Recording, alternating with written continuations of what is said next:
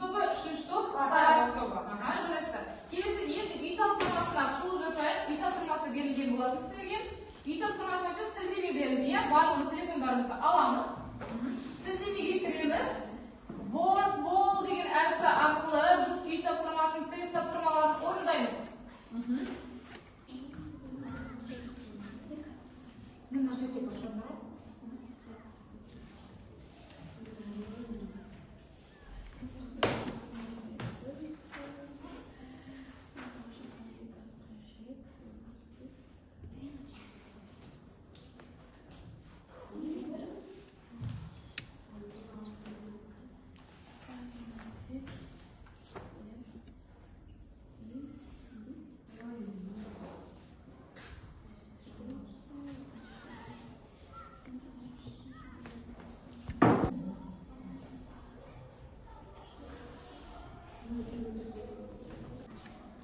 Ал барлығымыз үй тапсырмасын орындап болды, жақсы жарайсыздар, барлығымыз үй тапсырманы жақсы дайындалып кетті.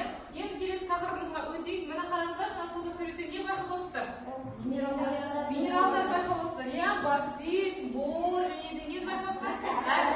Барлығында минералдар бар. Енді қазір сіздерге қараңыздар. Жер қыртысының құрамына көптеген химиялық элементтер кіреді. Осы элементтердің қосылыстары минералдар деп аталады. Табиғатта минералдар әртүрлі агрегаттық күйде болады.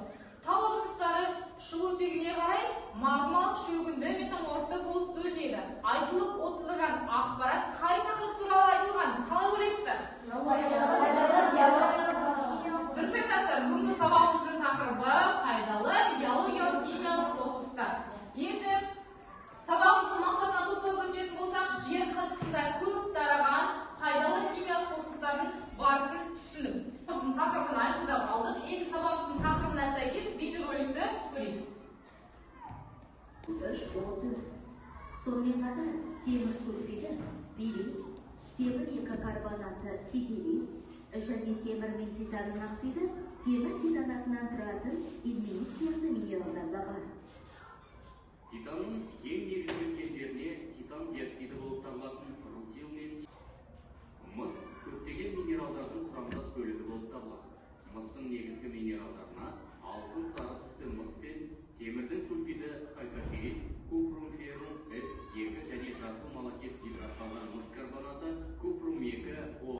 Видеороликті барлығымыз көріп біттік, сабағының тақырыбын айқындап алдық. Енді бірінші тапсырма ойлан топтас бөліс әдісі. Бірінші топ сіздерге берілетін әдіс минералдардың жер қыртысында кездесуі, екінші топ мағыналы тау жұмыстар, үшінші топ шөгінді және метаморфты тау жұмыстар. Сіздер алдарыңызда постер берілген, сол постерді жазып қорғап шығасыздар.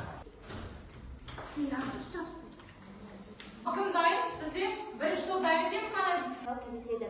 Жер қыртысында кездесетін табиғи химиялық құрамы тұрақты, белгілі бір физикалық қасиетке біртекті дене. Ең қымбат минерал ол алма және ол түссіз болып келеді. Оны әртүрлі түске бояса болады. Жер қыртысының 92% силикаттардан, тотықтардан, гидрототықтардан тұрады. Тау жыныстарының және минералдардың құрамы мен тау құрылысы. Жер қыртысын құраушы минералдар бір тектес заттарды тау жынысы деп аталады. Жер қыртысының беткі қабатында су, жел, мұздық, тағы да басқа сыртқы күшті әсерден пайда болған жыныстар шөгінді тау жыныстары деп аталады. Олар химиялық және органикалық түрлерге бөлінеді. Шөгінді тау жыныстары ұзақ уақыт жатса тығыздалып, қатты жыныстарға айналады. Осындай жолмен құмнан құмтас, содан саздан тақтатас, бордан әртас түзіледі. Метаморфтық тау жыныстары. Тау жыныстарының құралы мен қасиеті өзгеріске ұшырауына пайда болады. Минералдар адам тіршілігінің барлық саласында қолданылады. Магмалық тау жыныстар деп отырғанымыз сол жер астында балқып шыққан заттардан пайда болған тау жыныстары магмалық тау жыныстар деп аталады. Магмалық тау жыныстар жердің терең қойнауында жоғары температура мен үлкен қысым жағдайында түзілетін газға бай балқыған қоймалы жыныстар. Магмалық жыныстардың ішінде базальт пен гранит көптеп тараған. Отырыңдар, жарайсыңдар. Екінші тапсырма жеке жұмыс. Химиялық диктант берілген сіздерге көп нүктелердің орнына тиісті сөздерді қою керексіздер. Дәптерлеріңізді ашамыз, жазамыз.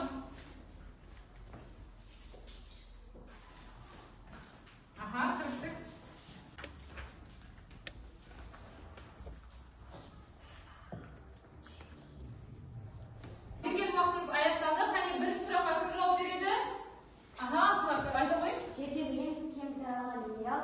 Жарайсың. Келесі бізде кварттың алуан түрі болады. Қандай?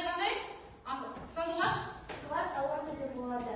Анестит, тау хрусталі және амфибий. Жарайсың. Келесі сұрақ. Ең қымбат минерал? Ең қымбат минерал алмас. Жарайсыздар. Осымен біздің ұрыс тапсырмамыз аяқталды. Енді келесі бізде қорытынды әдісі барлығымыз бір өзімізді бағалаймыз. Сіздерге бөлген бойынша сілтеме берілген болатын. Сол сілтеме Q-де кіресіздер. Сол жердегі тесттерді тапсырамыз. Барлығымыз қосылдық қой? Енді бастаймыз. Кеттік.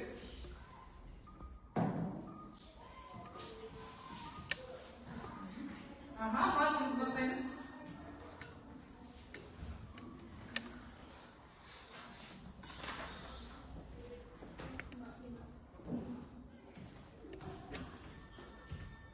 Бізде бірінші орынға Алина шықты, бір сұраққа жауап берді. Үшінші орында Айым. Қане?